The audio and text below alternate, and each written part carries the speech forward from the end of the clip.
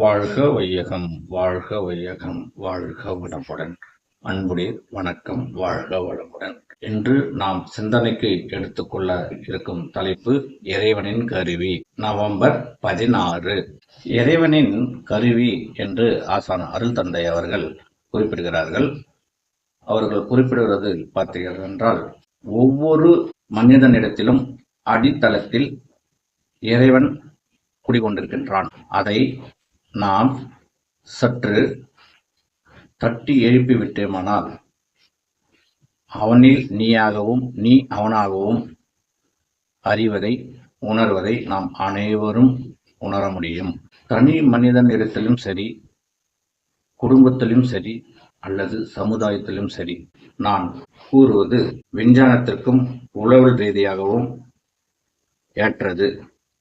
அனைத்து மதத்திற்கும் சமுதாயத்திற்கும் எதிர்காலத்திற்கும் சமமானது. இறைவன் நம் மனதில் குடிகொண்டிருக்கின்றான் என்பதை நாம் உணர்ந்துவிட்டால், எந்த தெய்வத்திடம் சென்று எனக்கு இது வேண்டும் அது வேண்டும் என்பது முன் வைக்க வேண்டிய அவசியம் இல்லை.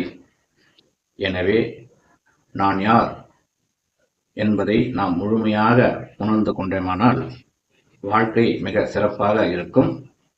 நம்மிடத்தில் எப்படி இறைவன் கருவியாக இயங்கிக் கொண்டிருக்கின்றான் என்பதை நாம் அனைவராலும் உணர முடியும். நன்றி. வாழ்க வளமுடன்.